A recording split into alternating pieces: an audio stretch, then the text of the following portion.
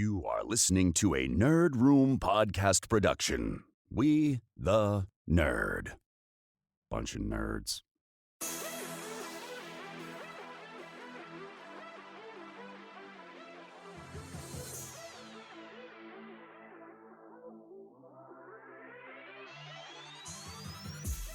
Hey everyone, and welcome to Nerd Room. We talk all things Star Wars, Marvel, DC, and beyond. This is episode number 293. We're discussing Anakin in Ahsoka, Hasbro PulseCon, and Dune.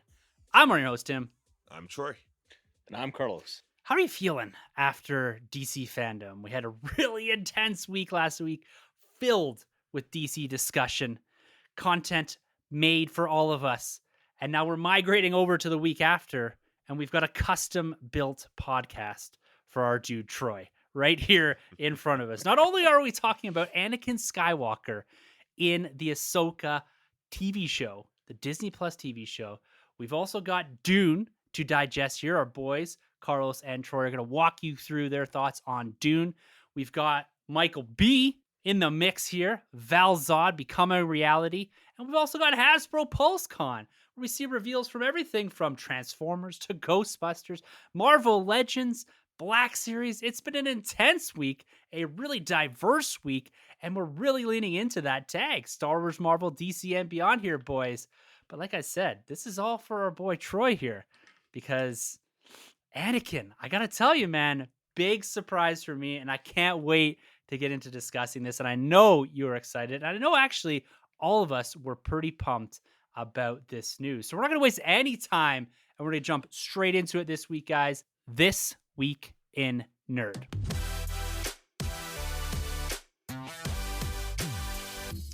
All right, everyone, welcome to This Week in Nerd, our weekly news segment where we break down the latest and greatest from the world of nerd. And at the top there, I did mention a young man by the name of Anakin Skywalker. It's been confirmed, and it's running through all of the trades here, that Hayden Christensen is not only going to appear in the Obi-Wan show, but he's going to make his presence felt in Ahsoka. And the thing that I really want to point out, I'm taking this from Deadline, saying reprising the role of Anakin Skywalker, maybe not particularly Darth Vader in this one, in the forthcoming Ahsoka show, which is being written by none other than Dave Filoni, the man that brought Ahsoka to life inside of the Star Wars universe, and the man that really ushered through and shepherded the Clone Wars era of Star Wars into the Mandalorian, the post-Return of the Jedi era of Star Wars. So, Troy, I'm not going to wait any longer here. Your guy, Anakin Skywalker, the potential to see him Clone War era, Force Ghost, what is it? What's your excitement for Hayden Christensen coming back in a real meaningful way, I think, in this Ahsoka show? Listen, I am completely stoked. I'm so excited. You know, when we went to the sequel trilogy, I think every film that came out, I was always predicting Anakin is going to pop up. This is the film that Anakin's going to pop up. And I was wrong 3 times. But, you know, I was pretty confident that once Hayden Christensen was cast to be on the role of, or at least set for the Obi-Wan show, I was pretty secure that he's going to pop up in Ahsoka. It just made the most sense. And I'm going 100% it's Force Ghost. 100% this guy is popping up as a Force Ghost. We're going to get a wicked moment between Master and Apprentice, Snips and Sky Guy, Anakin and Ahsoka. It's going to be amazing. It's going to be poetic. And I'm just, I'm all there for it. I think Rosie O'Dawson absolutely nailed her role as Ahsoka in her debut in Mandalorian Season 2. And she even dropped that one little hint, that one little line of Anakin's presence, and it hit me so hard that I cannot wait to see those two reunite. I think it's going to be something really special. I don't really fall too much in the camp of a flashback because, I mean, we've had 7 seasons of them doing everything in Clone Wars plus a movie, so I don't really see what else they can really go back to with those two, and it'd just be kind of unnecessary to kind of do the whole de-aging process and then recast someone to play a younger Ahsoka as well. So I'm going all in. Force Ghost. Next step, maybe even meeting Luke, even seeing his son again. So I didn't even think of that. I'm super excited for this. Super excited for this news, and I feel so comfortable too being in the hands of Dave Filoni because he's just done something so special creating Ahsoka. He gets Anakin. Watch the end of season 7's Clone Wars, and you see that moment of Vader with the lightsaber. He gets it. He Yeah. absolutely gets it. And it's going to be cool because last time we saw him handle that character, it was Anakin becoming Vader. Now we're going to see him handling Vader becoming Anakin. I think it's just going to be absolutely amazing, and I cannot wait. This is my most excited property next to Obi-Wan, 100%. Oh, I can feel that, man. It's palpable Yeah. across the screen here. And just some of those thoughts that you bring to the table about this Force Ghost meeting Luke and this Mhm. baton passing that Filoni's going to be doing as he transitioned Anakin over, now transitioning back from Vader, from the dark side, into that character that could be a mentor for Ahsoka in some fashion, or at least reconnecting some of that narrative, some of that threads that they left at the end of Clone Wars and have never really addressed, because this is all written in and around the original trilogy. So cool there, man. Carlos, what are your thoughts on this? Ahsoka, Anakin Skywalker, flashbacks, Force Ghosts. Where does your mindset land on this one when we see Hayden Christensen coming back again to Star Wars?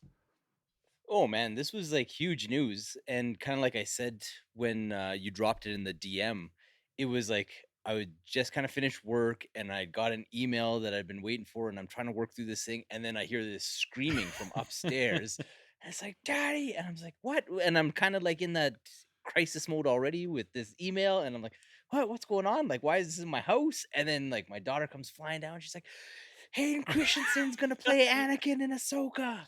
So because of that reaction and that level of excitement, I'm Ah, like crazy all in for this. Like it's gonna be incredible. For me, if I take kind of the 5,000 foot view with this, I think Star Wars is kind of in a cool place right now where yes. the powers that be are starting to realize that hey, we can't be beholden to this fan base that says that we have to rigidly adhere to everything that's come before.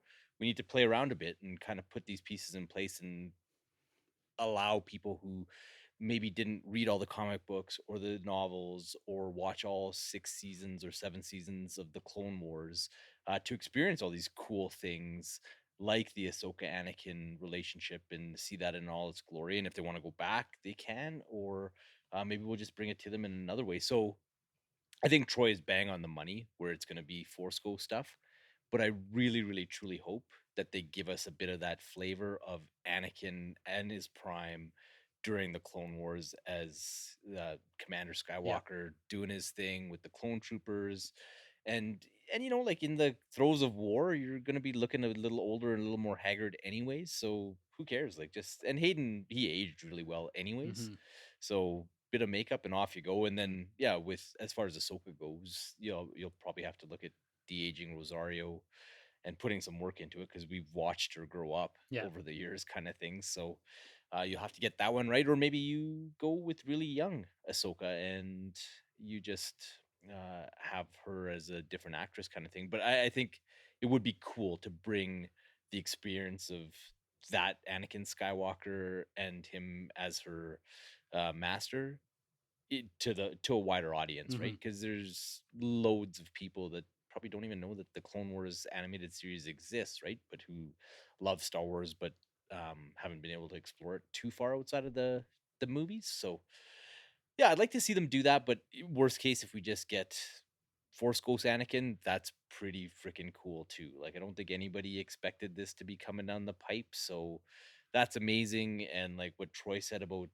watching Vader become Anakin again, Hmm. that's awesome. Like that's a whole different level. And that honestly, him putting that in my head gets me just as excited as seeing an Anakin in the middle of the Clone Wars. So yeah, I'm excited for Troy. I'm excited for my kid. Like yeah, it's cool. It's just cool all around, and it's awesome that they got their finger on the pulse enough to recognize that this is an opportunity and why not take it, right? And coming out this late in the game, I think they saw just how over the top enthusiastic the world was with the Obi-Wan news, and they took the opportunity to let lightning strike twice, which Hmm. is awesome. Hmm. And to your point about Stars being really exciting right now, is you look at the fan base and what they're doing and exploring on Disney Plus. I think Disney Plus is the new breath of fresh air that Star Wars Hmm. needed. I know I love the Mhm. sequels and I love what they did there, but stepping back from the big screen and telling more long form stories on Disney Plus in live action, I think they're gonna really find a cool stride in here with Cassian and Obi-Wan and Ahsoka. The Mando's been awesome. We got season 3, Book of Boba Fett. Like, look at the amount of content. We're gonna get more hours of Star Wars content in the next year than we did in the previous 10, Mhm. which is amazing. And they're finding ways to usher in a new era of Star Wars while also acknowledging and building on the stuff before. Like the sequel trilogy always felt somewhat disconnected, and I think that was very much on purpose. This stuff is looking back and pulling the best stuff out, pulling stories we want told, and giving us those stories. Like, if you had asked us 3, 4 years ago, are we gonna get like a Boba Fett show that was spun out of the Mandalorian? You know what I mean? Like, this is Mhm. all pretty wild stuff and stuff that you could say, yeah, sure, we'll see this in a comic book or animated. But no, this is all live action, which is really cool. And Hayden Christensen coming back into this universe, like I said at the top, in a real meaningful way, I think is a great acknowledgement to everything that came before. And also this nice way of telling a story that can span literally the entire saga, where you have the throwbacks to the Clone Wars, you have the Force Ghosts, post Return of the Jedi, this transition out. You can even allude to further things, right? Like there's so much you Mhm. could do in this space. Like you could start to pull in Leia in some capacity and babies and all this stuff, like those stories that we love. So there's so much potential here. And they're really pulling on that and bringing it into the universe, which is awesome. I think I'm going to bridge both you guys. I think we're getting both. You know, I Oh, sweet. my first thoughts were it's a Clone Wars Anakin we're gonna get. We're gonna get him in that Clone Wars garb, in the different suit, all this. But then when Troy starts talking about the Vader stuff and what they can do with the Force Ghost, that really didn't cross my mind until Troy started talking about it, on how impactful just that could be. And so there's so much they could do here. There's so much potential, and I'm ecstatic over this. Like the your daughter running around screaming was me in my head. I just didn't vocalize it in the same way, but I think we're all like that. I think generally most of fandom was probably screaming inside at the notion that we could have one or the other or both Anakins in this, and or even a touch of Vader, maybe. Who knows? Could do all three To be faces honest, of like, Anakin. yeah, if it goes off well enough, like I would love them to just do like a 4 or 6 episode Anakin Skywalker live action Mm-hmm. Clone Wars Oof. because I think that That's that's right. the piece that we've missed, right? Where we kind of heard about the Clone Wars and the OT, and then the prequel trilogy comes out, and we get the catalyst point for it, and then we get its conclusion, Mm, but we don't actually get to see that, right? yeah. And yeah, like I said, like Clone Wars is amazing, and it is on in my house in some way, shape, or form at least 5 out of 7 days a week. But even I haven't watched it all, Hmm. and I Same. think there's a ton of fans that love Star Wars that haven't experienced it. So just to get that and to get that Anakin and to really just Mhm. codify the Hayden Christensen Anakin was this awesome badass Jedi who took a fall kind of thing would be really cool. And I think that Ahsoka does a lot to really put a stamp on that part of the character that being on the periphery, like you don't really get to see in um, Revenge of the Sith Hmm. because they have so much work to do with talking about his fall and stuff like that and getting them to where they need to be for him to be Vader. So, No, I was just gonna say I like what you're saying too with like a 6 or 5 episode like Anakin live action episode because that kind of reminds me of way back when Disney Plus was coming out in the first place. I always thought it would have been cool if they could do like live action novels of some sort. So you could do Hmm. like your Lords of the Sith. You could do your Thrawn trilogy, which is they're actually the second book has Anakin. It's very Thrawn and Yeah. Anakin centric. That would be like a Mhm. prime example of like give it to us, like give us that live action Thrawn, that live action Anakin. It's a story that's outside of the other like Clone War stuff. So it would be kind of cool if they could do those kind of adaptations of like certain novels. Like that'd be like the perfect chance to do it, especially now with Hayden being this age. So I like where you're going with that. That'd be Mhm. awesome. Like an anthology type series, what you're saying. It's like each Exactly. episode is a different part of his life and his progression, and showing that in live action, going from Oh, Clone Wars into Vader, early Vader. You know what I mean? Like there's an yeah. anthology series that you could do that doesn't feel tied up in one cohesive story or even one cohesive timeline or time era, but you're telling a grander story that has some overarching themes to it. Like there's a really cool anthology series in there that Definitely. like you said doesn't have to walk on canon, like a live action canon or even animated canon. Yeah, or like there's just so many things that are out there that I think you can handcuff yourself if you try and be too Hmm. beholden to the canon. Then Hmm. just, if you got a cool idea and you think it'll resonate with people, just do it. Yeah. Like Yeah. there's video games that are canon. Am I going to get upset because I spent the 36 hours working my way through some video game? And it's just like, well, no, if you want to understand this story, the expectation is you go out and buy a PlayStation 4 and play through this Jedi. Like, no, you can't do that to people. So Well, that just do what you got to do. Bring it to the masses. 100%. And Disney Plus is the way to do that. These stories aren't getting told, I don't think, in the absence of Disney Plus. The way that we're actually going to get them presented to us. So that excites me the most is the content we're getting, the quality of content, and these characters that we honestly thought would never make an appearance back in Star Wars. Like if you had Hmm. even asked like a year ago, will Hayden be back? Maybe. But now it's real in 2 different series, which Hmm. is crazy. Amazing. Get ready for that hot toy, Troy. Mm. Oh. Build out that line. So let's continue the run of amazing news for this week. Let's talk about Michael B. Jordan, a podcast favorite here. We've talked in the past about him wanting to adapt Val Zod, a version of Superman from Earth 2, I believe. And this project is getting off its feet in a real serious way. Confirmed to HBO Max, and it's now got a pair of writers attached to the project.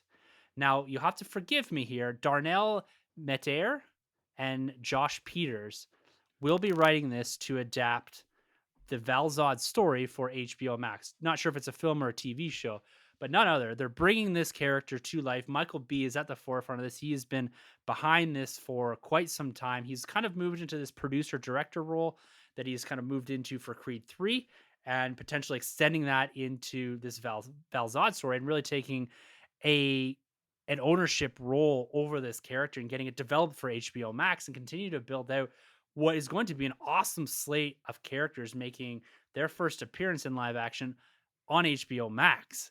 So, Carlos, talk to me a little bit here about Val Zod, about the importance of getting a writing team for this and what this could mean for HBO Max and fans of the character of Val Zod. Yeah, man, I think that this is super exciting. One of the articles that I read, so it's Michael B. Jordan's Outlier Society Mhm. that's doing the project and spearheading this, and so the writers are guys that have been working for this group, and they've sold the show to Apple, I believe, and they've written a bunch of other stuff. So they're obviously people that he believes in.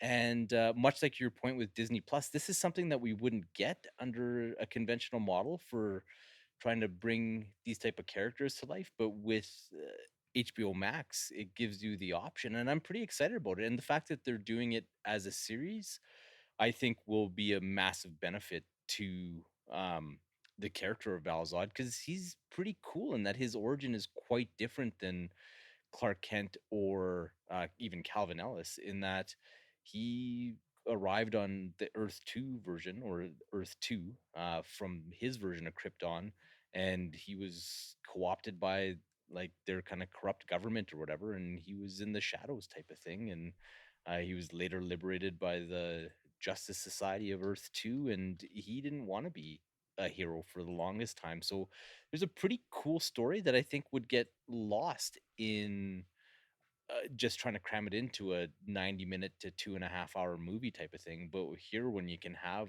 4 or 6 hours to really flesh Mhm. out the journey of this character, going from being somebody who's a captive to going to being in hiding and then having to step up to defeat this oppressive force that's basically subjugated the entirety of the earth, like that's pretty awesome. And then being a series like that, that opens up the doors to bringing in members of the Justice Mhm. Society or characters like the Power Girl version of Supergirl that was on that Earth, or the Helena Wayne version of Huntress that was on that Earth. You can bring in their crazy drumsticks Batman if you wanted to. Like, there's all sorts of things that you can play with, or even if you just do his story, uh, it's pretty compelling and tell the journey of this character that kind of goes from prisoner to savior. So yeah, I'm excited. I'm excited about the fact that Michael B has stuck his name to this thing, and let's see, like if he stars in it, that'd be amazing. Or I could also see him trying to build up another Mm-hmm. actor from his fold and giving him that role. So that'll be curious to see how that plays out. But either way, man, it's awesome. And honestly, Val Zod's costume alone in live Mm. action, that's worth the price of the admission Mm-hmm. right there. Yeah. Because it's like I'd argue it's the coolest Superman costume going. Yeah. That's the blue and white, right? Yeah. Yeah. Yeah. Tom Taylor and Nicola Scott, man, you can't Ooh. go wrong. Well, No, it's so that's cool. We've talked for the last couple of weeks about Superman in general, right? The importance of this character and the importance of that symbol and the meaning of it and how that meaning is expanding and is growing. And now we're looking at a new Man of Steel or different Man of Steel, whatever you want to call it, entering into the DC, almost a Disney, the DC film universe. Maybe you can come over to Disney. I wouldn't mind seeing that. But Troy, we're getting another iteration of the Man of Steel here. It's not quite Henry Cavill, but No. if you're gonna take someone else fill in those boots, Michael B in the role of Val Zod's got to be up there. I hope so. I hope so. But I do got one nitpick. I got one thing. We were all. I feel like most of us Yes, were I know pretty exactly happy where you're about DC fandom. I think it's a pretty cool event. Where the heck was this news? Where was this news? Like, are you kidding me? Like, okay, I was a little hurt because we didn't get Henry Cavill, but I was missing. I think I mentioned I was missing like that cinematic big kind of reveal of like a Superman 2 announcement or something. This was prime. This is all they had to do. This all they had to do is like Michael B. Jordan giving us a Superman Earth 2, whatever the case is. So I feel like there's a little bit of a missed opportunity there because that would have lit the internet on fire. Mhm. But I'm excited whether he plays Superman or not. I hope he does, but I'm actually excited for Michael B because I feel like this is a good step for him to get his feet wet directing a couple episodes before he takes on something like Creed, because I love the Rocky and the Creed franchise. Um, Sylvester Stallone did the first Creed, I believe, and then Ryan Coogler's roommate did Creed 2, and I didn't like the directing as much in Creed 2, so I'm really worried about the next one. So if Michael B kind of gets a little more practice before he takes on that big role, I would love to see what he can do. So for me, it's just all about what is really on the table for Michael B here. I'm interested in Val Zod, though. I don't really know much about the character. I've seen his costume. I think it's pretty cool, and I think it could be really neat cinematically. But again, I'm kind of on the same level as I mentioned last time with the Blue Beetle. I would like a movie, but I get why you do a TV Mhm. series. But I am kind of a sucker for some of these DC films just coming out right on the big screen. Um, because I haven't really been, apart from the Superman and Lois, which is fantastic. The other stuff when it comes to the TV series, I haven't been super thrilled with, and I know this is separate from like the Arrowverse and whatnot. So I'm kind of a wait and see to see what they're going to do here. I mean, Mhm. with Blue Beetle coming out, and what was the other one? Batgirl. Naomi and Batgirl. Batgirl And and DMZ. So it's a cool flavor. It is a good thing too for like HBO Max to have these TV series going on, much like Disney Plus has the Mando and the Lokis and the was it WandaVision and all that kind of stuff. So I totally get it. It's just for my preference, I would like to see a live action theatrical release for something like this, but we'll see, man. Here's what I'm gonna do for you, Troy. Here's my promise Yes, to sir. you right here on the podcast. You pick Give me which that ones roll. you Give me that which roll. you pick which ones you want to see on the big screen. We'll rent a big screen. The Nerd Room will rent a big screen, and we'll show the damn film or episode right there for us. That works. I'll That do- works. Yeah. We'll get that done. Yeah. Yeah, I'm hoping that it's like that Watchmen quality, right? Because it's gonna Mm. be an HBO product, and like Watchmen had that DC bullet right at the beat or right at the end of it, and the characters at the beginning. Mhm. So if Good that's call. the level of quality they can bring, then I think that's what you aim Yeah. for. Yeah, and I call. wonder too with these projects, and I feel like every single week we talk about a new project that's been announced, and that's because of these streaming service platforms. And I wonder, would this project come to fruition, but we're not going to see it until 2027. And so where's that's the kind of the approach I look at it. Where's the balancing act between some of this? And I appreciate that standpoint about seeing things on the big screen and enjoying that and immersing yourself in that. And we're going to talk about an immersive experience that you guys had this past week in just a second. And that's something that me personally, I'm still not there yet. I think Eternals is going to be that film where I go back and see it opening weekend and kind of do the crowd thing and all that. But I can appreciate wanting to see that and have that moment, because we talked about this before. The theatrical experience in and of itself is something, and maybe the only place you really go on earth where you do one thing, just one Yes. thing. You focus on the movie screen. It's I would really like to know if people have something else that they do where they're just doing that one thing. You can't. There's nothing, I don't think, right? There's one thing, but it's not 90 minutes to 2.5 hours. Yes, it's for most of us, it's about 2 minutes. So, and then in that space of time, you're like, oh shoot, did Uncle Todd release a wave of McFarlane's? Oh man, I got a pre-order B and here. Val Zod? Yeah, Val Zod. Yeah. It's coming. It's coming. You know it's coming. Oh yeah, tomorrow. Yeah. They just announced the writers today. He's gonna announce that figure tomorrow. He's like, yeah, look, check it out. I already got the sculpt done. Did it last night. Coming out before the movie.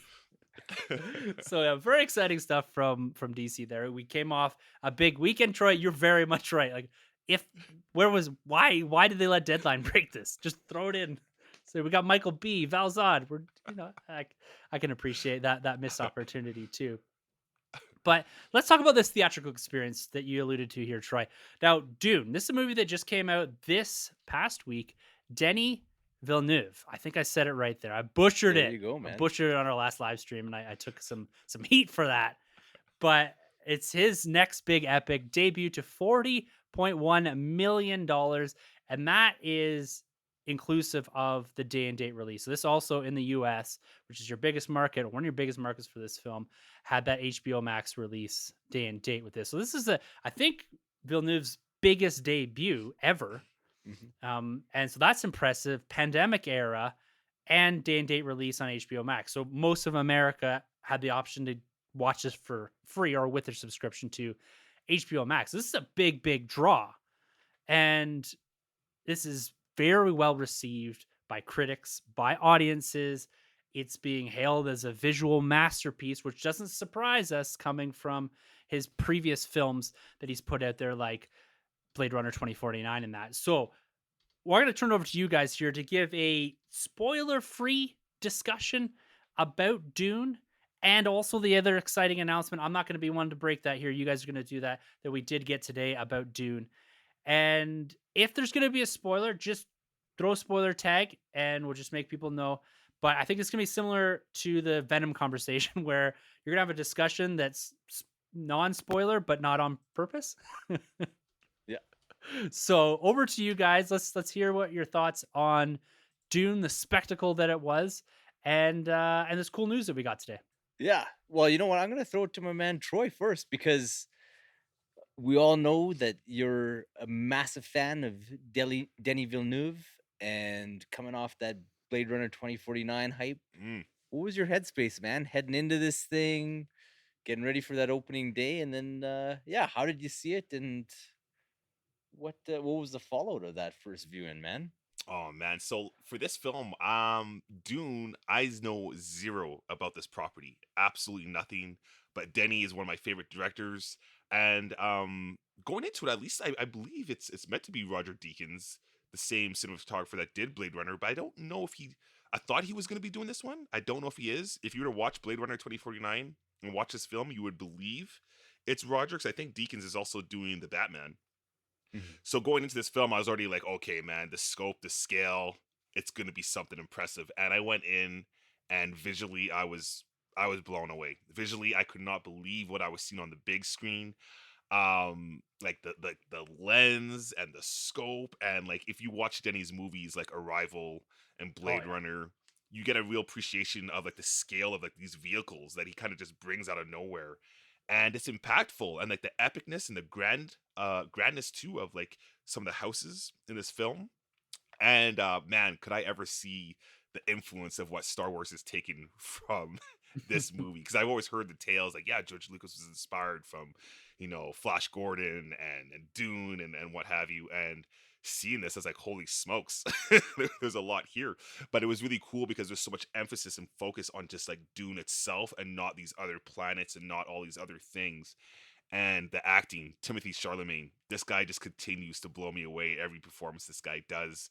Not tons of Zendaya in this film, but I already knew that going in. Um, so there wasn't really much to do with her, but I believe she's going to have a huge role in the next film, and we'll get into that, I guess, a little later on. Rebecca Ferguson's great. Oscar Isaac is great. You know, the second time watching this film, I could really see Timothy Chalamet channels Oscar Isaac's performance. So them being father and son, when you're watching this guy perform, Timothy, he's actually like his mannerisms are actually just like Oscar Isaac's, which blew me away the second time. I'm like, this is cool because he actually feels like a son who's been around his father, who's a duke, and he's really just embodying the mannerisms and picks up the beats of his dad. So I thought that was brilliant. Jason Momoa was, I think this is the most I've ever liked Jason Momoa in a film. I got to be honest. This he was great. He's still Jason Momoa, but I felt like he seemed like he carried his role in this film even better than he did in Aquaman, if that makes any sense. I think he had a lot of fun on set, you could tell, but he was just I didn't see Momoa. I just felt like he was just molded by Denny in this film and just delivered on what he needed to do. And I feel like that was with everybody from Josh Brolin as well. And I just loved all these characters, but the lore in this film was something that just had me. Being like a Star Wars guy, I was like, I want to know everything about these houses. I want to know everything about this planet, you know, and also being a Game of Thrones guy as well, I love the battle of these houses going on too. So there's a lot to take in. Um, Going back to the visuals though, or not even the visuals, I guess it would be the visuals, the visions. We get a lot of visions throughout this film, and I think we get a little too many that kind of breaks up the pacing. The pacing in this film is for the most part, it's good, but there's so many visions that are thrown at you that sometimes it kind of breaks up things a little weird.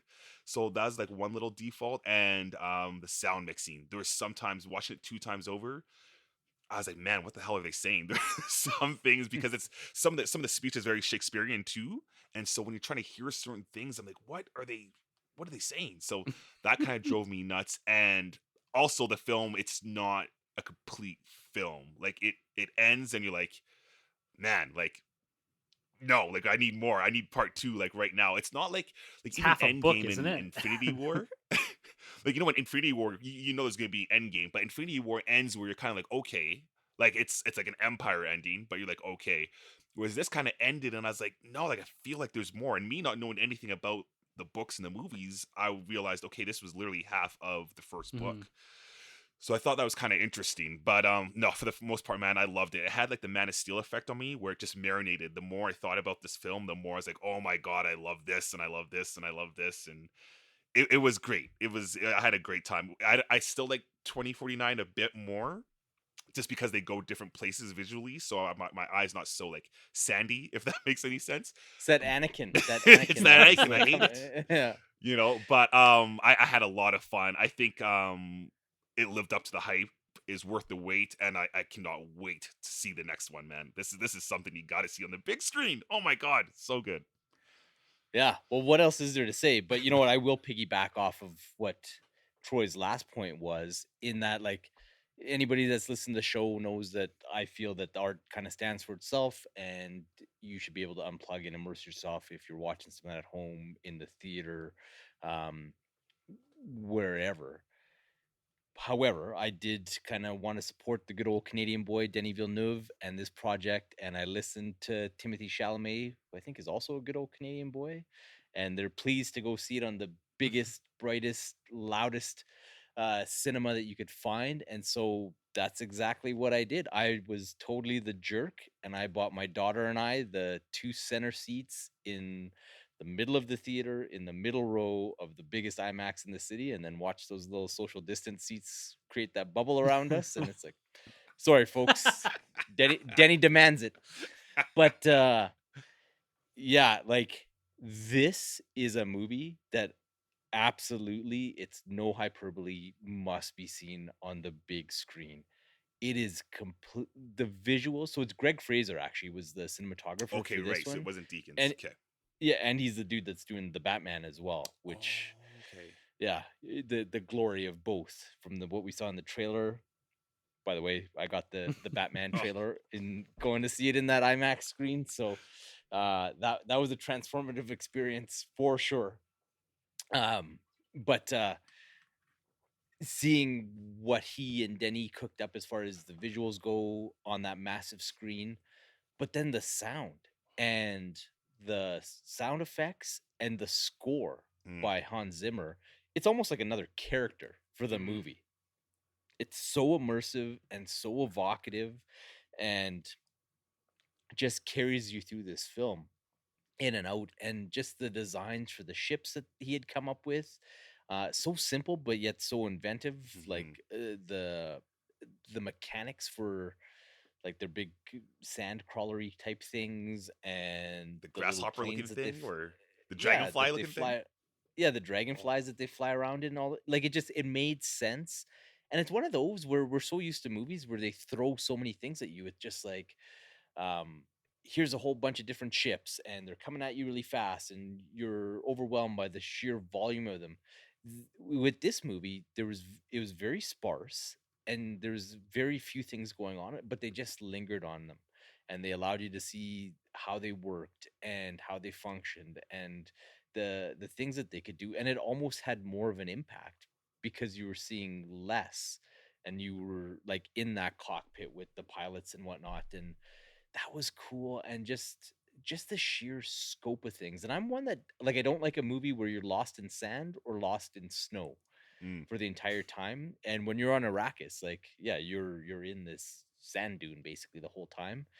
But the way that they shot the planet and they immersed you in what life was like there and how the Freemen survive and why it's such a coveted place and why all these different houses under this emperor are coming there. They did an amazing job making this a really compelling place to observe despite being just covered in sand. And one of the most striking things to me is there's a moment, like the most minor of spoilers ever, but I'll throw up the tag anyways. There's a moment where I sat there and I was like, man, Denny Villeneuve, you you SOB. You gave these trees an arc where I have feelings now seeing what has happened to these trees. And they are just trees and they actually don't spend a ton of time dealing with them or focusing on them, or but just the perfect amount that, like, I had emotions mhm. when the journey of these trees comes to an end. And I was just like, that's the level of mastery with the filmmaking here. And like you said, like, Chalamet was a force unto himself, and you have this young kid surrounded by all these big, high-profile stars, Mhm. and he eats them all Yeah. alive. Like, he is the star of the movie. He is just a force the whole time through.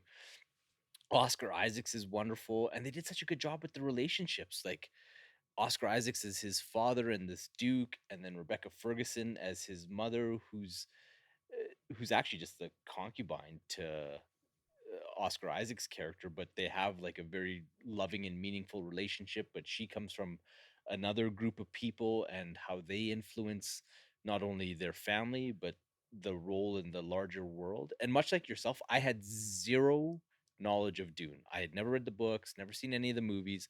All I knew was that it played a massive role in influencing George Lucas's conception of Star Wars. Mhm. That's all I Mhm. knew about it. And man, like, I thought the movie was super easy to follow, and you kind of got everything. You understood the stakes, you understood the motivations of the characters, and yeah, it was good. The one thing I did have the benefit that I think Troy didn't the first time is I knew for sure that it was a part one, and Mm. that I was kind of ready for that to be the first half of the story kind of thing. Oh, So okay. I was ready for that, and I told my daughter too. I was like, "Look, just so you know, this is like a part one. We don't know if part two is ever Mhm. coming, but just ready yourself." But like much like Troy, she was just blown away. Like, I fully admit she came for two reasons. Number one was to keep her dad company, and number two was like the Timothy Chalamet. Like, that square jaw and those dreamy eyes. Like, who can blame a girl? But like, by the end of this thing, it was like, if there was an opportunity to pay to just sit there and watch the movie again right then and there, she would have been in. Like, hasn't stopped talking about it. Like, is super excited. I think she's booked tickets to go see it with a friend again this week. absolutely adored this film. So that's pretty cool. And like, for a high concept sci-fi movie to win over like a teenage girl like that goes to show how good a job Villeneuve did with this property. And going into this, the word on Dune was that it's unfilmable. Mm-hmm. But just goes to show when you put a challenge in front of a Canadian, we get things done. Yeah, man.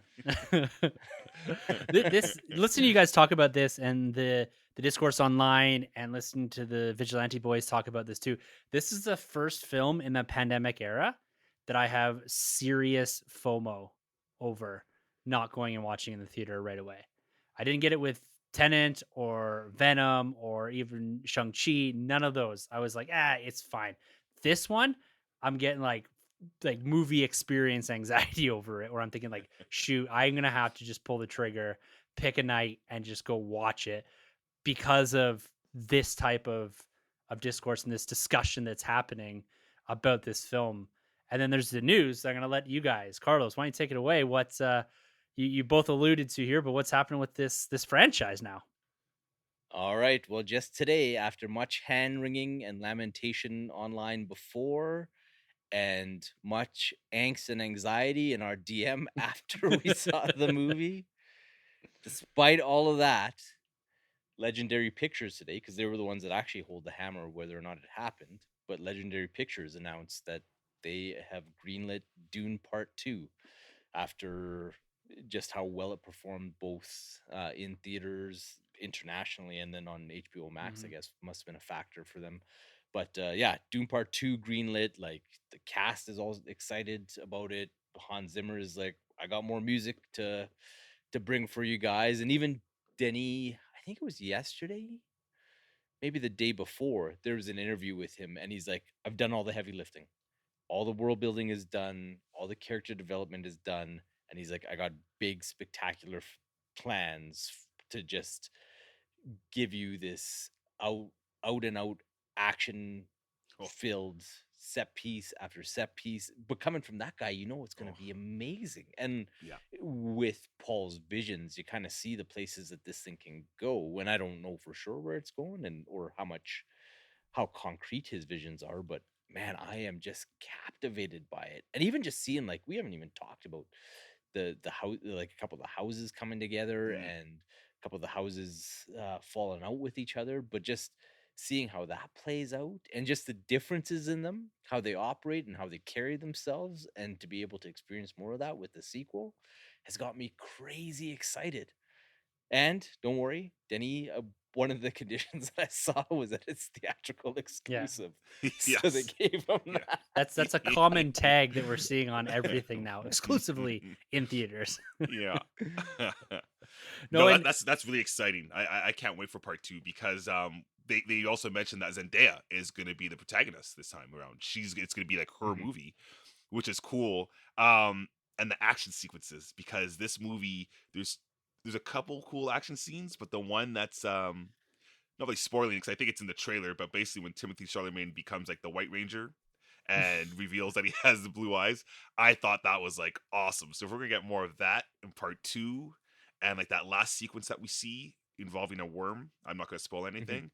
I was like, okay, this is gonna be really something because they spent the whole film, basically, quite a bit of the film, building up the power and like the fearfulness of this particular um I don't know, not I don't know, like monster, demon, not demon, I guess alien, monster, I don't know, animal. And then at the end you see a certain shot with that animal, and I was just like, cool. This is really cool. Part two, like give it to me. But now that I know that we are getting a part two and we are getting more of that Wonder Woman score, because I do hear that Wonder Woman score a little bit in this film, and I love it. I absolutely love it. I cannot wait to just to sit back and enjoy part two. I'm cooling, man. I'm good. Yeah, and just the engineering of things. I'm excited to see them on a grander scale. Like the body shields that they have, they Mm. totally cook into it without telling you why. But there's a reason that they're not shooting at each other with laser guns, and it's with and you see it in the very first trailer. But the shields that they use, but when they go into the mechanics of how they work and why lasers or projectile weapons would be ineffective. I thought it was really cool, and just Yeah. like knowing a bit about like ballistic protection, it's like, well, yeah, that's how like kind of it works. Like why a bullet resistant vest will stop a bullet, but it won't stop a knife type of thing. So It's clever, that's yeah. neat that they work those real world physics into this. But then with having the different houses operate the way they do, how some will have an advantage with that over others, and the Freemen, how they'll factor into this. It sounds epic from just this discussion. And if I like from the outside too, it was one of those movies I looked at and I said, "Oh man, this is either going to be great or it's going to fall right on its face. Like it's going to be like your Mhm. John Carter of Mars type of stuff, right? Where they have all these grand plans, this big film, and boom. And I'm so happy it's on the other side of it when it comes to how well it was received and the fact that they're going to get a franchise likely out of this, like a trilogy. All seems but confirmed at this point, I would say. And I guess maybe it depends on Denny's storytelling and how he wants to construct it, but the second part of this is going to be a friggin' banger at the box office. Yeah, well, I he would say. talks about it being huge. Like it's 2 movies, I guess, is what the vision is to Mhm. complete the first book, and then there's talk of like a sisters spin-off series, and there's just so many places you Mhm. could go. Like you essentially have a Game of Thrones that you could Mhm. play. That Wicked. there's a story that none of us have seen. Yeah. So And our yeah, boy it'll be Frank on cool. Twitter posted the prequel book you can get on Amazon. Mhm. Oh, Yeah. I missed So that. yeah, so I'm definitely gonna order that because I need to know more about the lore, right? So good looking Aha. out on his part. Yeah. Wicked.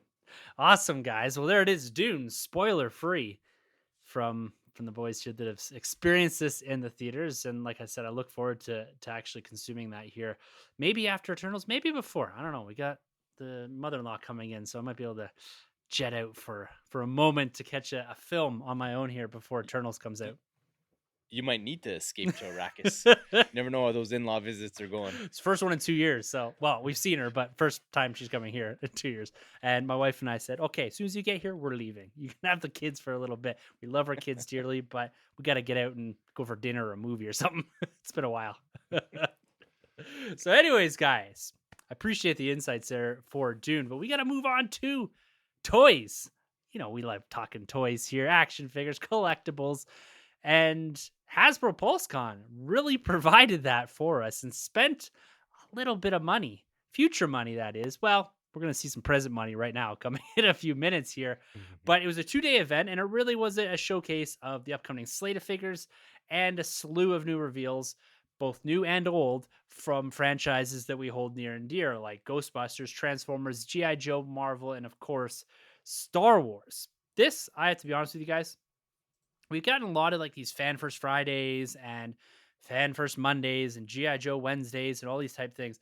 I have been enjoying those, but this PulseCon, which was only a couple hours, and it was put together not too dissimilar from fandom, where everything was kind of compiled. They had some live stuff and some big reveals when it comes to figures and showing them off and having people play with them. And Patton Oswalt and the creators of the X-Men animated series and just walking through stuff. I really enjoyed this. So much though I felt the need to live DM it to you guys at the same time. But did you guys, Troy, did you get out there and watch any of the Hasbro PulseCon, or was it just the feed that I was providing you in the DM this past weekend? It was all the Timbo feed, man, and you killed it. That was that was awesome. I was like, should I check it? I'm like, no, I'm good. I'm good. I got front row seats here. So no, that was gravy. So thanks for the hookup. That was huge. Well, as I'm going through this too, and I think we all do this now. When you go into a store, or you go up to Marty's or wherever, you're not only just thinking for yourself anymore. You're like, okay, all this Venom stuff. I said, I know Carlos is gonna love this. All this X-Men animated stuff and some of the Black Series stuff that's coming out. I know Troy's gonna love this, and so a lot of this stuff I pass by, but I can't do that anymore in the stores online with reveals because I know my boys here are all into this stuff. So Yeah, man, it was greatly appreciated. Like I had like family obligations, so we were in the car and in and out of places, and I didn't feel like I missed anything. I was like, my boy Tim's got it all on lock. So yeah, it was I was in no position to watch anything, but I don't feel that I missed anything. Good. I'm glad because I did doze off during the Weezer performance. But other than that, it was great.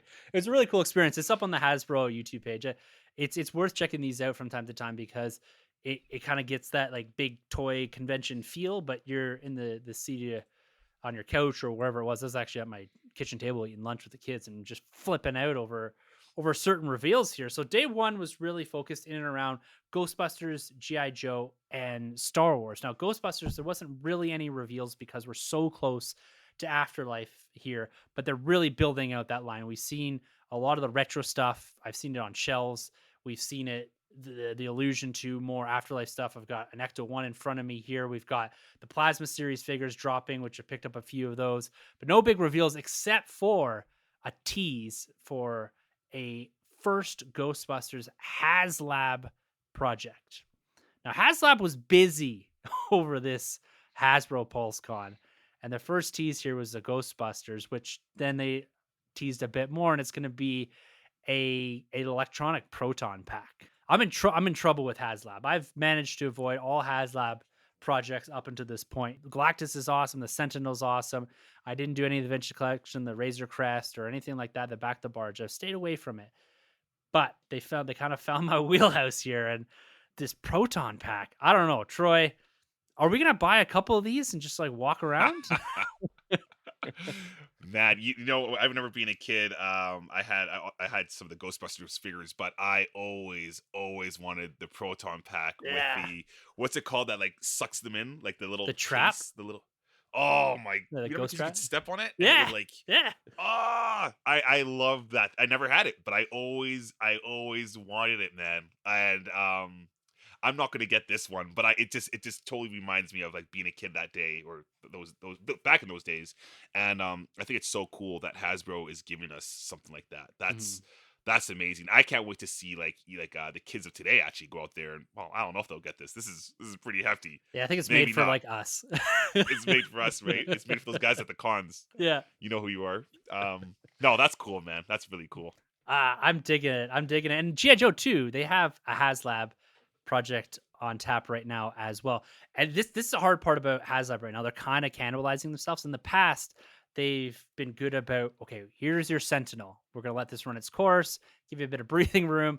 Here's your Galactus, or here's your Back to Barge. They stacked up 3 different HasLab projects. This Proton Pack from Ghostbusters, G.I. Joe, which I don't collect, but I do keep an eye on because I like what they're doing with the line. But this giant Sky Striker jet that they're putting out there. Yeah.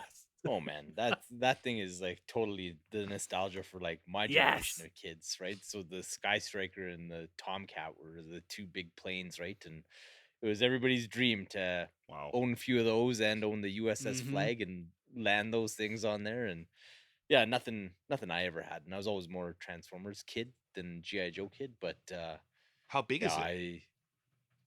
It's like scaled to if the it's 3 3/4 inch, I think. So like Oh, Yeah. okay, big. okay, Yeah. okay.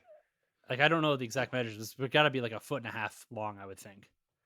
Grabs. it's That's probably all closer to grabs. 2, 2. yeah. Yeah, exactly. And then the wings like deploy and stuff like Mhm. that. Like those toys were huge Yeah. back then. Like I remember that was always an issue, was trying to find a spot to store them Mhm.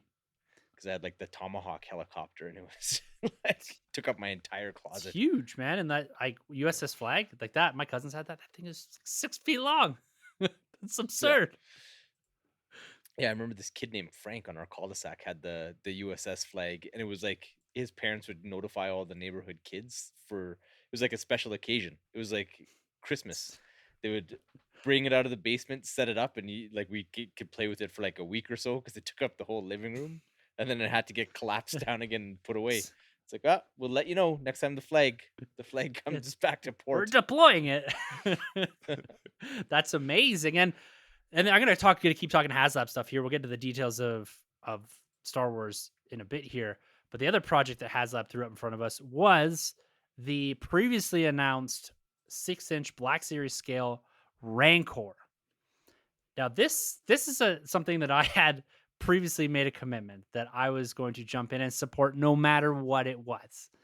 We kind of thought that it would be the Rancor. We've got the upcoming Return of the Jedi anniversary, and we've seen them go down these celebratory paths with all of these big OT movies. As at, what is it, the 30th anniversary, 25th anniversary, whatever it is, 30th, 40th, I think, actually. Sorry, is coming up. They're doing big year-long focus around those films, and the Rancor seemed like, okay, sure, let's do it. Now that it's in front of me, this thing is wild. Like, the sculpting on it is crazy. 45 points of articulation. It stands about 1.5 feet tall. It's got like a 42-inch wingspan, like finger to finger when he said this thing is all arms. And I gotta say, I haven't pulled the trigger on it yet. It's about, I guess, as we will do a live kind of update here. So it needs 9,000 backers to get funded. And like, that's the concept of these HasLab projects as well. These are crowdfunding. The only way it will get made is if it meets its target backers by a certain date. So the cool thing about this is that it allows us to get these wild and crazy pieces for our collections, but it's not overly dependent on shelf space and this being in store for what will be almost $430 Canadian, $350 US. That's never going to sell. Like, we looked at the Black Series stuff before, the TIE Fighter. I have it. I regret buying it, but I have it, but it was only $125. And this thing is 3 times that. So this whole crowdfunding thing, I like this, to be honest with you. And before I do anything crazy here on the podcast, what are you guys' thoughts on HasLab in general? We're seeing it really ramp up here with 3 different projects going to be running more or less concurrently through what is generally an expensive time of year for most of us when it comes to the holidays. And this stuff isn't going to be in our laps, in our rooms, until spring of 23. So a year and a half to get this, and you're putting out a good chunk of change here early on to get this backed.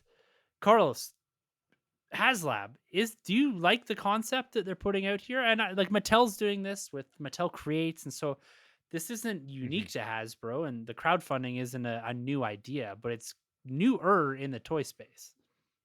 I don't know if you threw out the Mattel thing, because the Mattel Creates this week is the Batmobile from the Batman. Oh, is so it? I don't know if that was a yeah. I don't know if that was a I didn't catch that.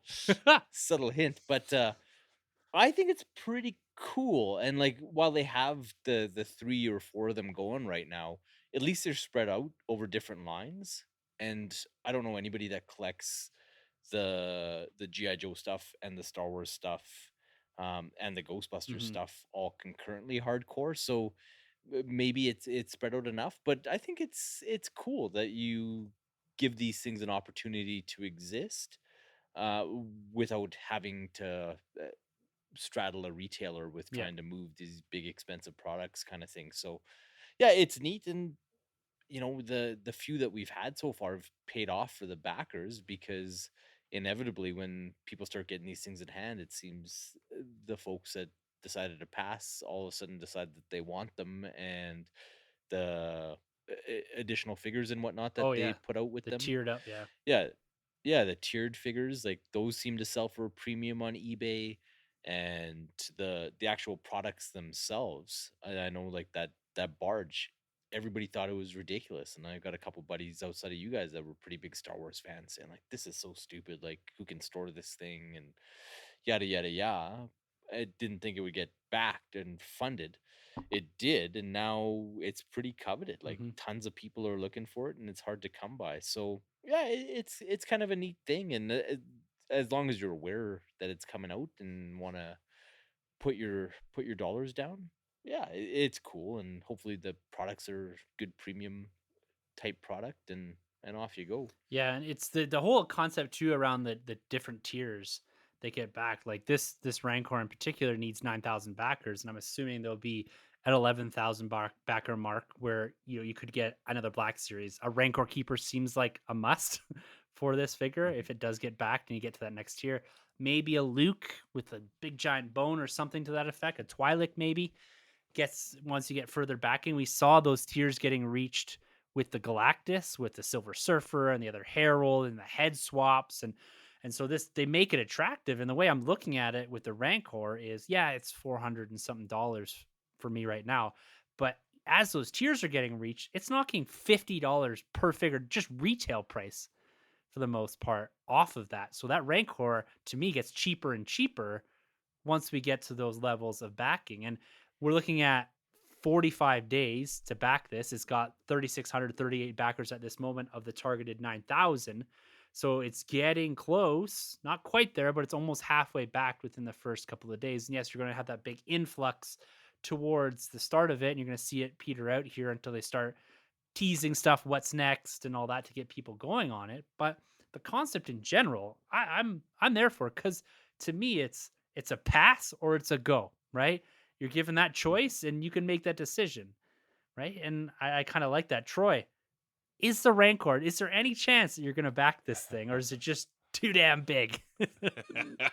Yeah, it's too big and too gross. It looks too good, and it just looks too gross. And Return of the Jedi was a hard movie for me to watch as a kid. I didn't really eat too much after that film, so I'm gonna pass on that one. But no, I love the HasLabs. Like, I love what they do with this, with the barge that they had, and obviously the Galactus and the Sentinel, and now the Rancor. And like you said, Tim, I think it's dope because it's like, if you want to do this, then go all in, and if you don't, then it's just not for you. So I don't really think there's any room for complaints when it comes to these things. If it's like a Galactus, like, I thought I was a Galactus fan.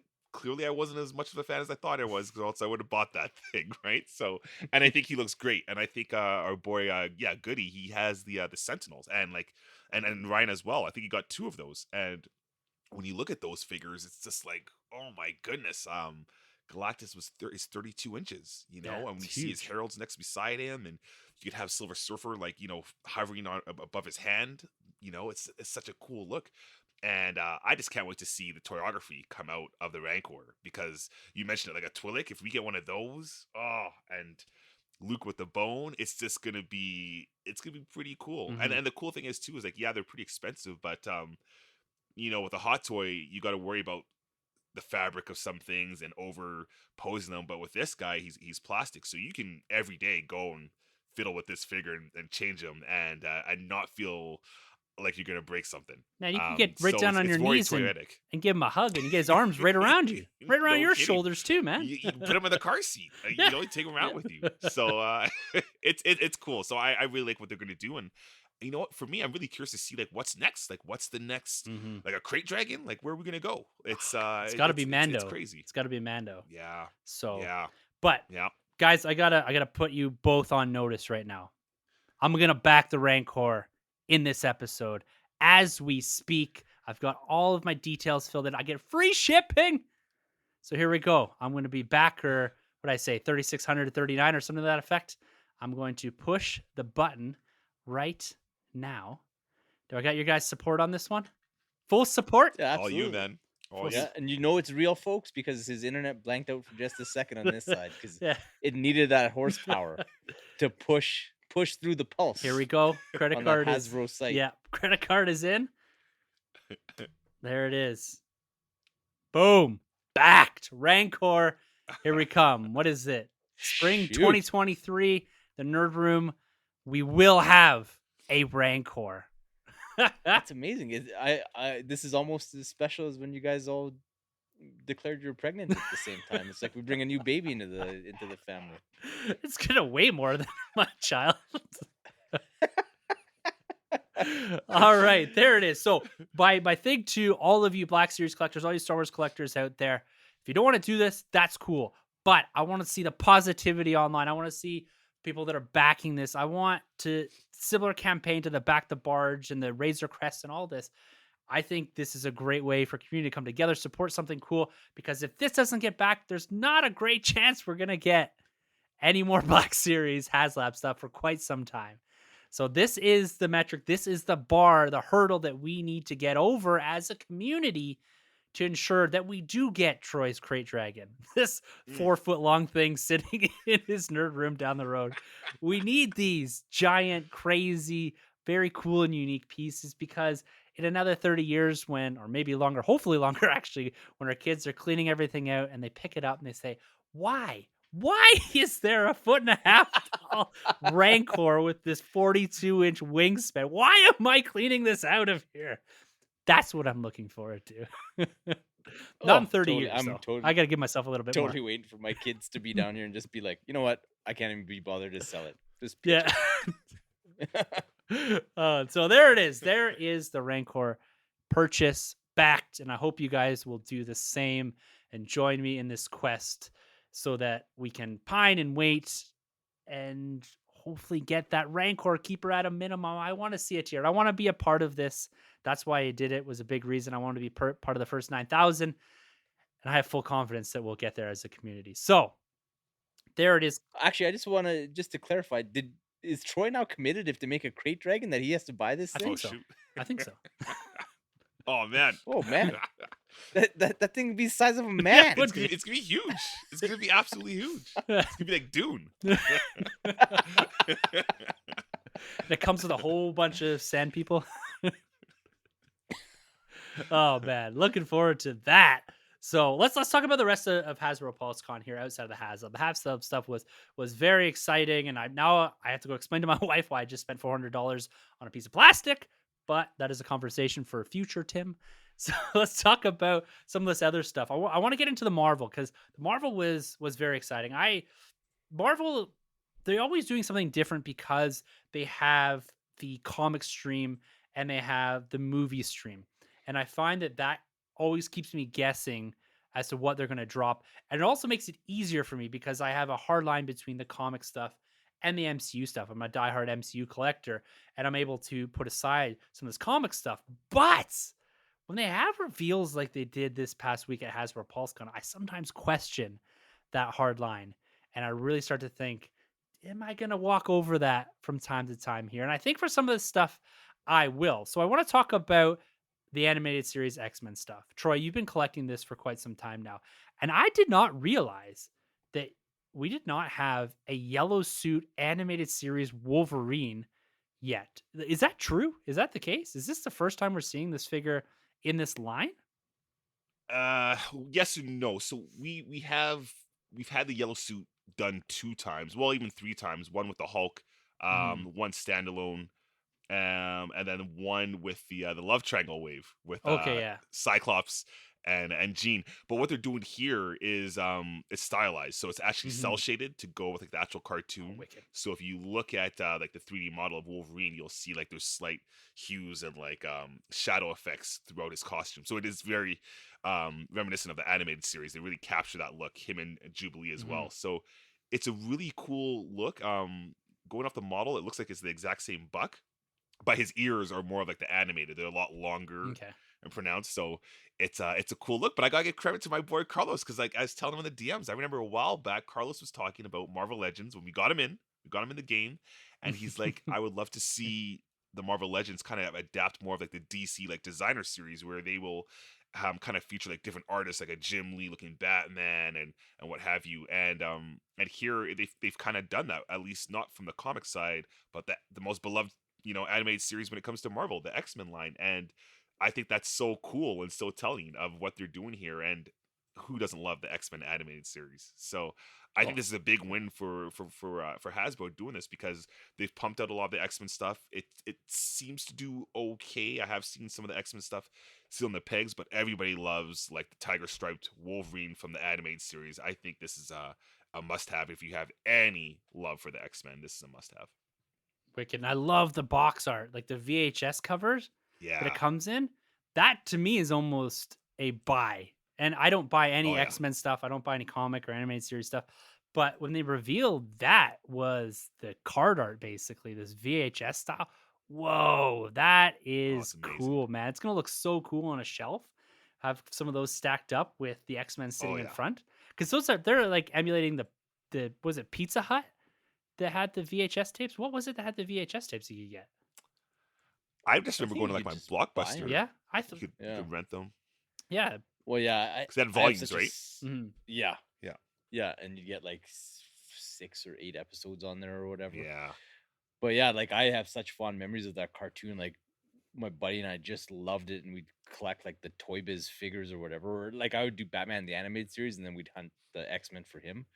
But we had 2 VCRs, and so we would tape the X-Men episodes on Fox Kids, and then he was the big X-Men honk, and so I would do the tape to tape thing, and I would make him X-Men VHS cassettes, cutting out all the commercials and Come stuff. on. So it's just the episodes and in sequential order, because that show had like a continuity to it, right? It wasn't anthology style. Mhm. So I would make the videos in proper order, and then I would actually make him covers. So I'd make like a spine and Oh, draw like little No. profiles for each of the characters. So Ah. like Cyclops' visor and close, and then volume 2 is like Gambit's hand holding the cards, and then little covers and stuff. So Wow. yeah, man. I definitely got to buy at least like the Wolverine from this line. Like Wolverine, Cyclops, and Gambit would be Oh the my three big ones gosh. for Mhm. me I hope that they from back re-release then. them with Yeah. with these cards. Like I think that's a huge missed opportunity to just do it with Wolverine and Jubilee here, just those VHS Mhm. style. And I'd like to Oh see yeah, them sure, in go, the whole line. even deeper with that, right? Like there's so much they Yeah. could do with this Bishop. card. Yeah. Oh. Ah. Oh. I need Psych Cable. with those yellow gloves. Mhm. Oh. So much potential here. Jubilee. So much Yeah. potential. And continue to look back at the retro stuff. Retro 6-inch line is continuing. We have a Scarlet Witch, a White Vision, and on the Spider-Man side of thing, we have the Venom. Carlos, was the Venom a reveal, or do we know that was coming? For like the retro Yes. card Yeah. guys. No, that was That was a full reveal. Okay. Because But I think the Venom that they announced is like the 3 3/4 they did inch both. Venom, isn't it? They did They both. did both, yeah. So the 6-inch Shoot, we I didn't already even knew. know they did both. Yeah. Yeah. Yeah, 'cause the There's- 6-inch Okay, I the missed 6-inch that you in the already got. flurry. I Yeah. think the 6-inch you already pre-ordered that guy from the animated series. You got that guy. Oh, think, Okay. okay. So so that's we knew about him a while ago. Yeah. yeah. So on the 6-inch scale, Oh yeah, okay. man, that was the one that I put in the hurried phone Yeah. call to EB Games when I got that number. Got that guy Oh on yeah, lock yeah, for yeah. us. Now I remember. I thought that was because I think there was a convention exclusive with a fancy box. I'm not sure if the one you ordered is coming with that Yes. fancy box or whatever. So I couldn't tell because they had said, "Oh, it's a convention exclusive," and I was thinking in my head, was this a reveal here? Because this feels like it's something I've seen before. So okay, that one is a repack, if you will, the fancy Hasbro PulseCon box. But we also got the Scarlet Witch and the White Vision. I tossed this to Grabs online. He's like, "Yep, I need to buy 2 of those Scarlet Witches." So it's good to see that they're continuing with that retro in that 6-inch scale. I've only got the cap, but I think it's cool. It's really appropriate right now to have Scarlet Witch and White Vision coming off of WandaVision here. It's a perfect time or a great time for those figures. So the retro is growing, and then he's also got these 3 3/4 inch retros as well. Mm.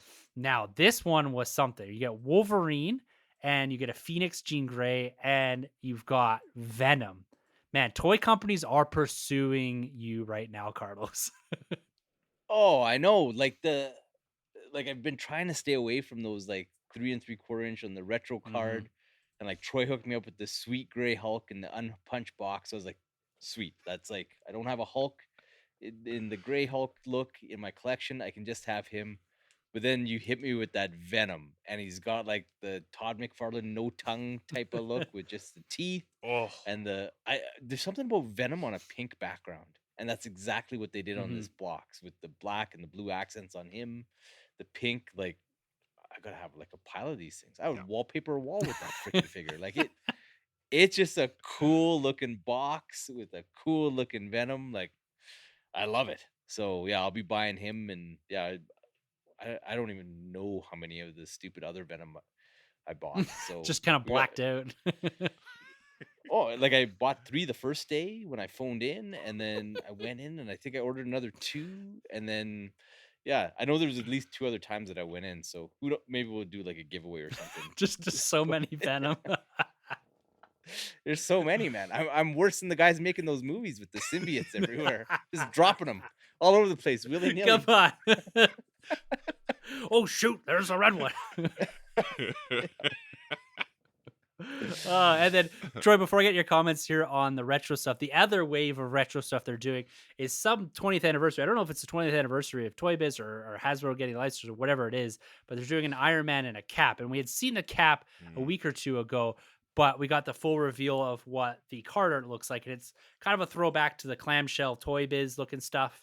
And you've got a cap and the Iron Man. You've got these really nice wall backings or display backings for fig photography. The cap is a nice throwback. You got his cowl coming down a little bit there, his cover, and you've got the shield has some bullet sort of stylization to it. So they're both looking pretty cool too. Troy, this whole retro stuff. So going from Mm. this 20th anniversary, the retro Scarlet Witch White Vision, and also the 3 3/4 inch. Any of this stuff enticing you enough that you're going to be kind of doing the pre-order or just waiting for the stuff to drop into stores?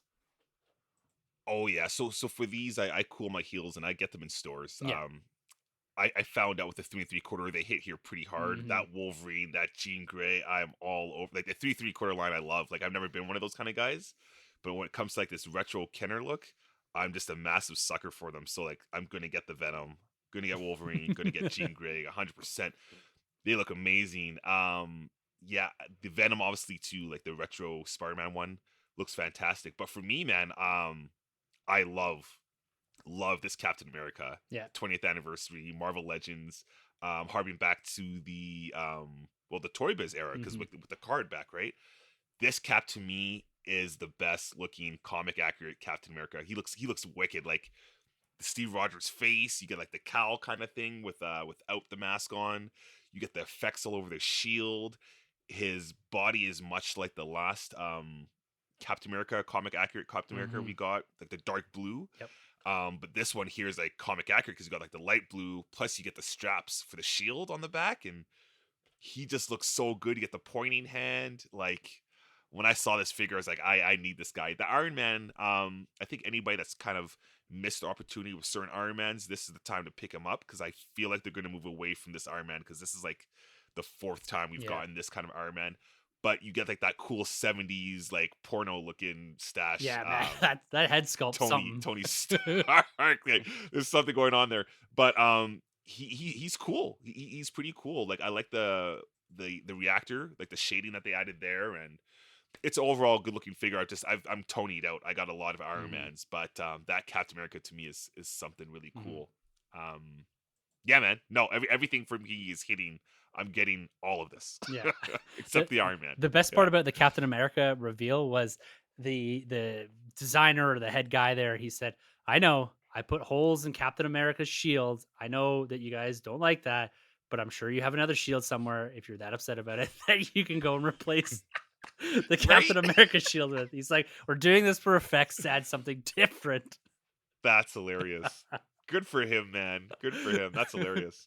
And The call out. yeah, and speaking about Captain America here, the last set of figures that we got revealed were from the MCU, which made me very happy. We got a Captain America 2-pack. We got Sam Wilson and Steve Rogers. Steve Rogers from Endgame, Sam Wilson from Falcon the Winter Soldier, both Captain America versions. The Sam Wilson is a repack from the recent Disney Plus wave that we got.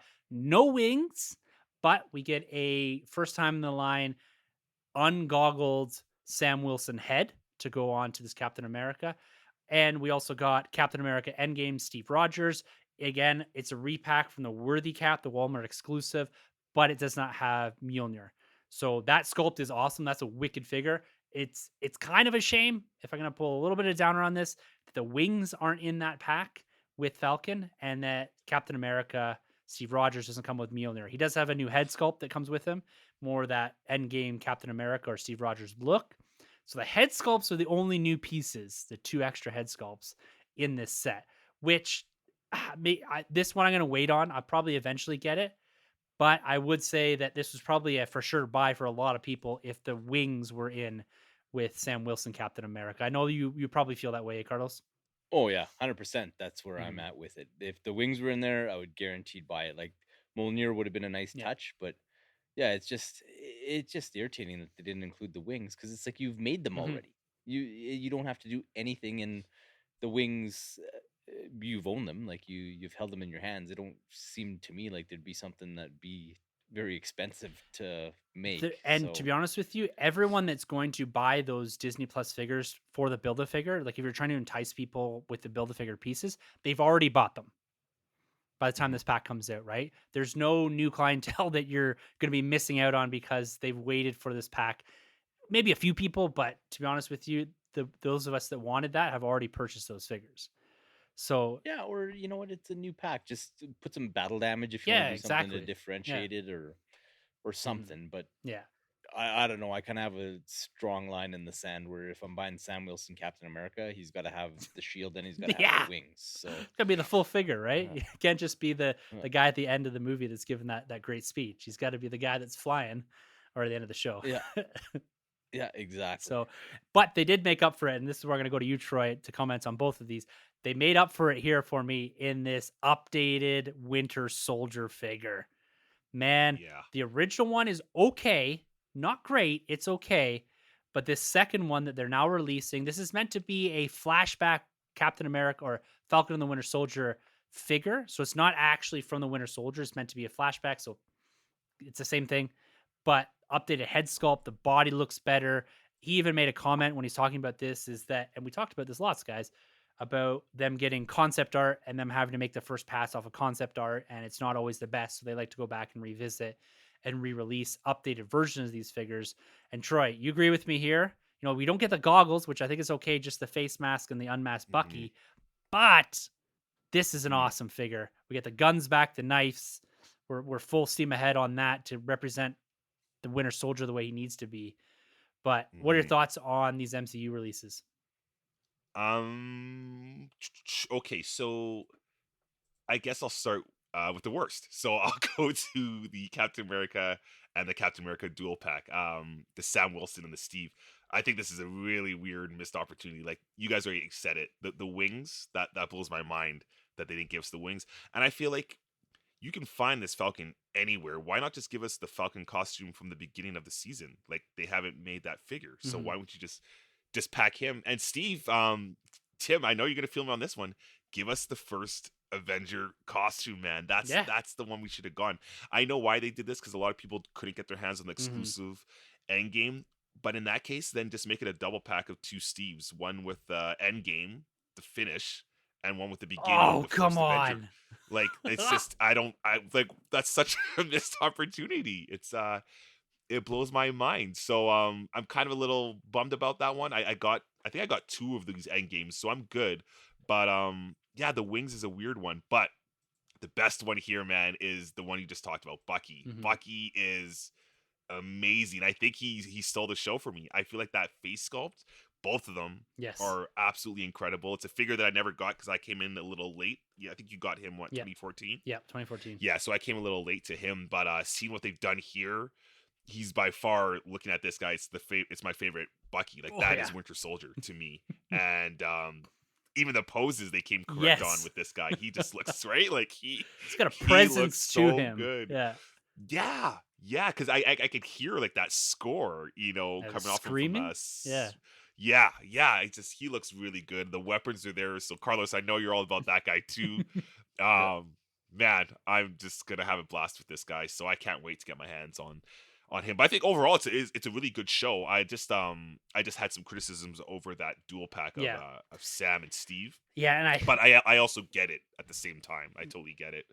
But I guess I just really want that first Avengers. Yeah, I hear you, America man. real bad. I hear you. Bit of a missed opportunity, but made up with the Winter Soldier there. Yeah, definitely. So let's move on before we're going to have I think a bit of a shortened Our Week in Nerd because I just had my Week in Nerd about 10 minutes ago with a Rancor purchase. But speaking about Star Wars and purchasing here, we got a whole other set of Black Series figures that are going to be coming out this spring.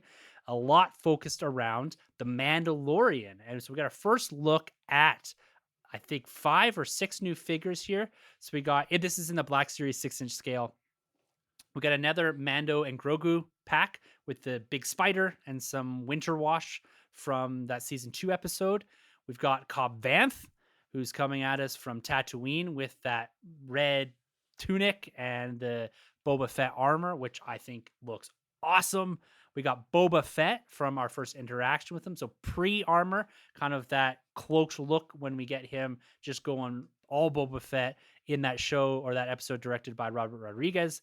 We've got Miggs Mayfield, who is, what's his name? Bill Burr. It's a character here. We've got just a what looks to be a trooper head swap. We get Bill Burr's head popped on top of maybe like a mud trooper from the Solo wave or whatever it is. And then they announced today, I think, or it was yesterday maybe, we're getting the Client as well from season 1. So we're getting a whole bunch of Black Series Mando figures. This is a big focus for the Black Series going forward, given that we're ramping up towards Boba Fett, Mando season 3, and the Disney Plus stuff is getting a lot of figure time here. So Carlos, I know that you and the family are going to be coming home with probably quite a few of these. Yeah, that Mando Grogu's like I hate that episode just because I watched it so many times. Like I think from the day it dropped until the next episode, it was on in my house like 24/7. Like ridiculous. So I was just sick of it. But with that comes the obligatory Black Series Yes. purchase of the figures. And then Boba, I know she was trying to hold tight for the armored look It's coming. It's coming. of Boba. Yeah, but I'm sure waiting so long that if we see this guy on the peg, that we'll be grabbing that Boba as well. But I was happy to see that she was cool with the Timothy Oliphant. I didn't have to shell out for him. And then the client, there's no way that she's gonna want that guy anywhere near any of the groves. So should be safe on him too. That's awesome. So you're batting about 50% here. I think I'm pretty much all in as they come on the pegs. I don't pre-order any of this stuff from Hasbro Pulse or whatever. But Troy, man, what's the acquisitions looking like for you on these Black Series reveals from PulseCon? Oh, they look fantastic. The Mando line is going to be huge. I think that's going to be a wave that just flies off the shelves. But for me, I'm all in on Cobb Vanth. I think he looks incredible. He looks like without the helmet, he looks amazing.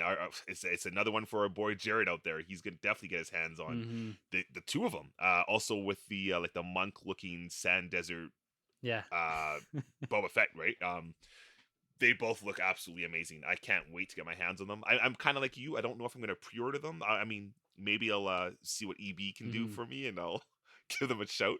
But I think it's a win for Star Wars, man. I think they came through. I think they came pretty correct. That I know that price point is kind of something else, but yeah, the face sculpts have come a long way.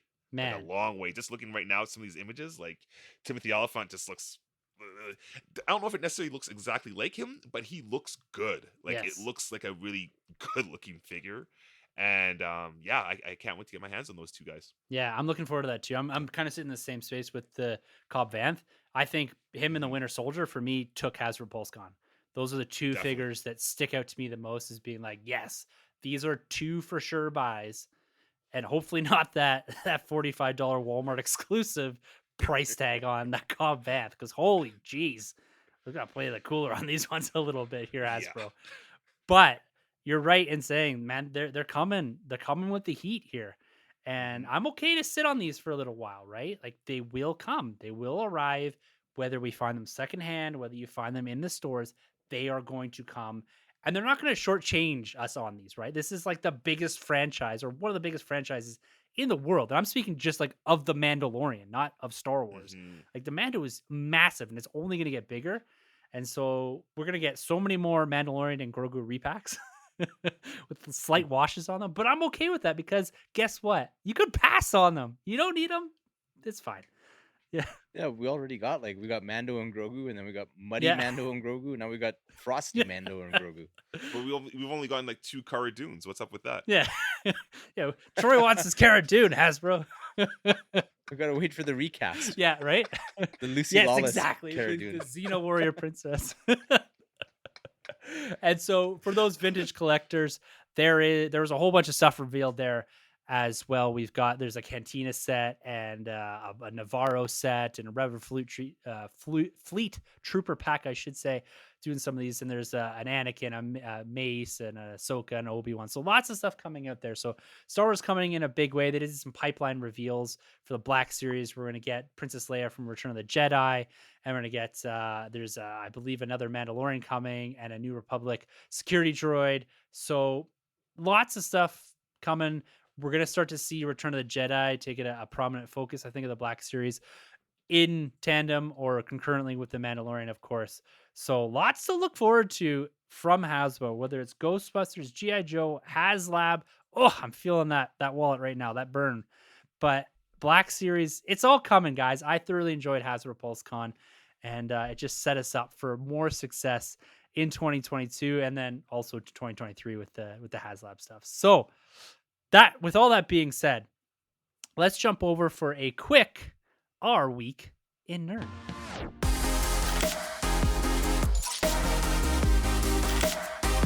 All right, guys. Like I said just a few minutes ago, my week in Nerd, I saved all that powder for that Rancor purchase. So I actually didn't do much this week. I did go up to Marty's. I did peruse a little, but I left empty-handed except for my comic books.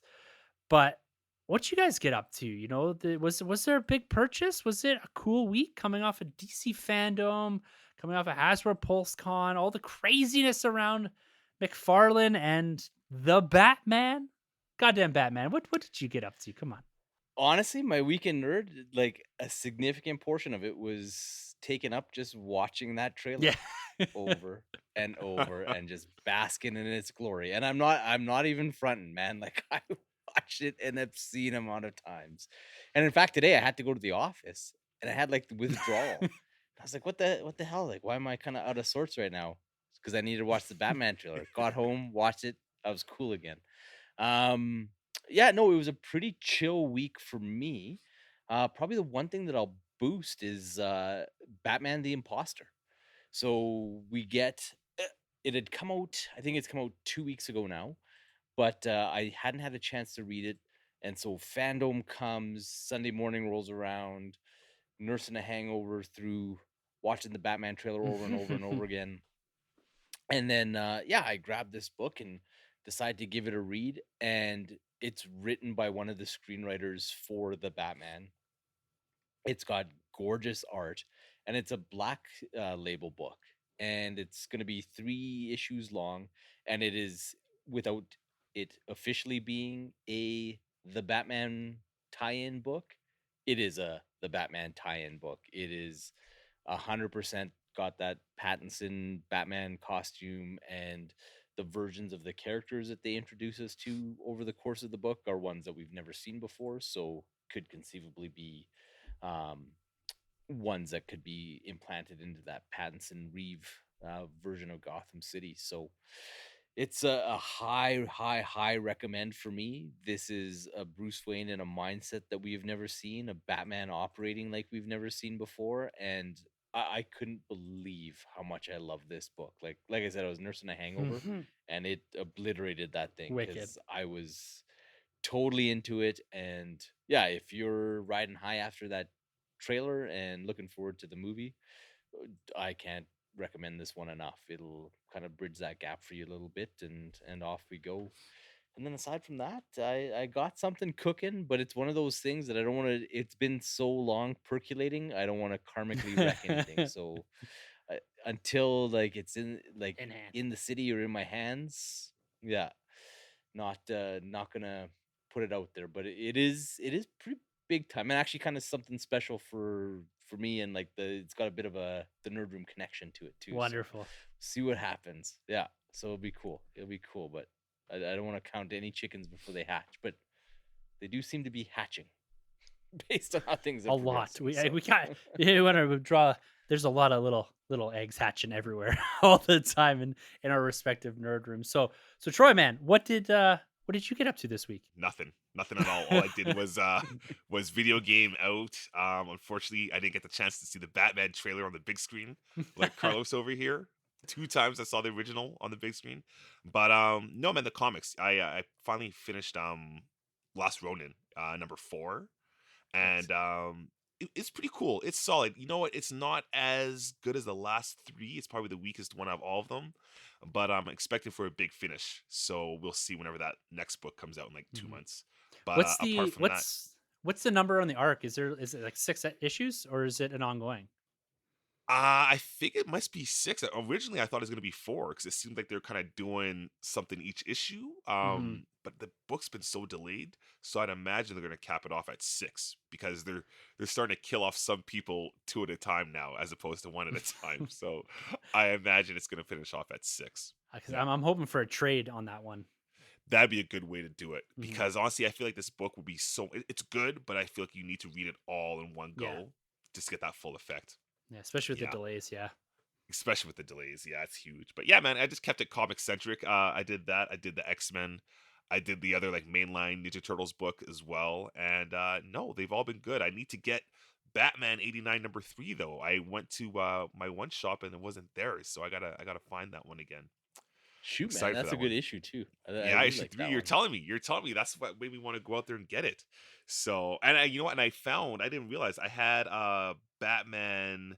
What's the one with Jace? What's it called again? I Am I Batman. Am Batman. Yeah, I had the 0 issue. I didn't know that, so I actually went back and read that, and it adds a lot more to issue 1. And I already liked issue 1, so I'm digging that run.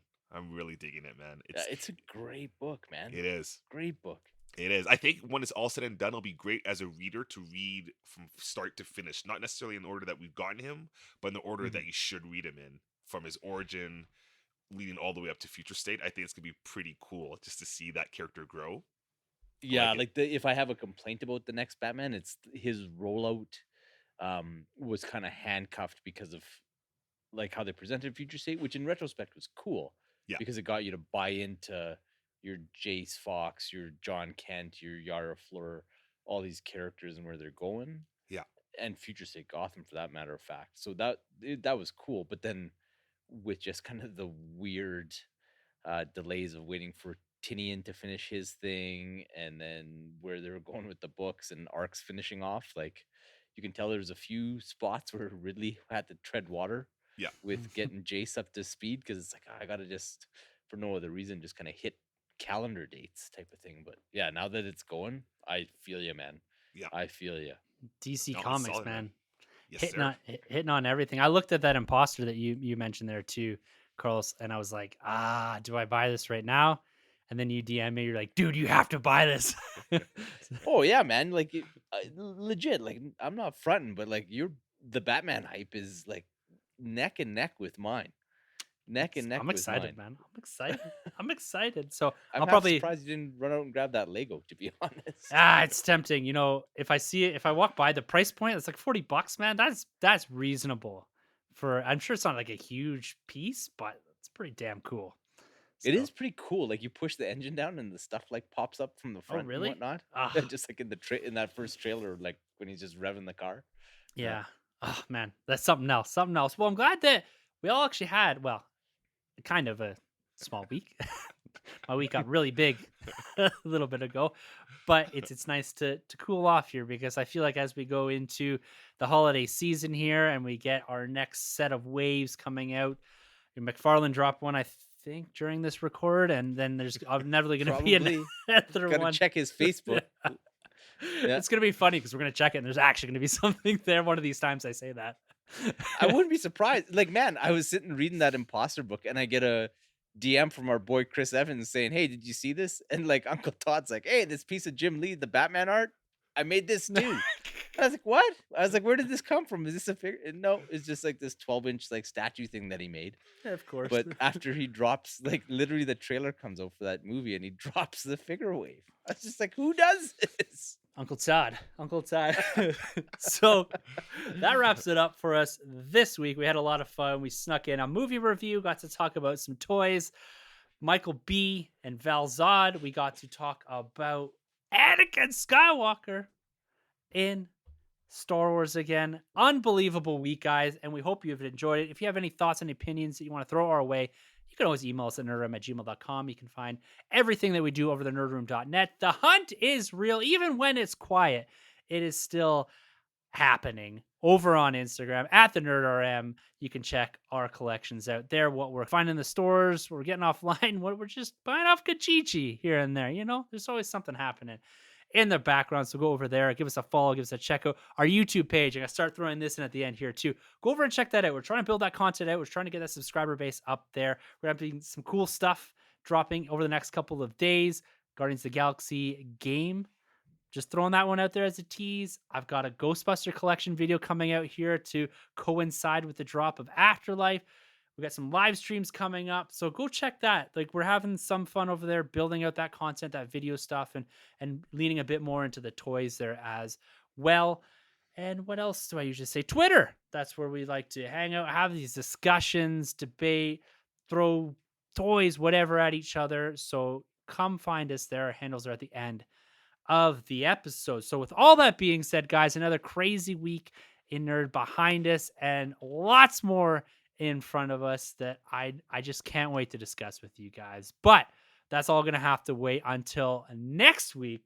So thank you guys so much for participating, having fun with us. And for the Nerd Room, I'm Tim. I'm Troy. And I'm Batman. And thank you guys so much for entering the Nerd Room.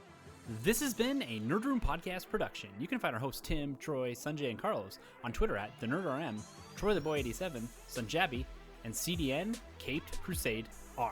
For more content from the Nerd Room, check out thenerdroom.net. And don't forget to subscribe to the Nerd Room on iTunes, Podbean, Spotify, or wherever you plug in. Use the hashtag WeTheNerd to keep up with the latest from the Nerd Room on Instagram and Twitter.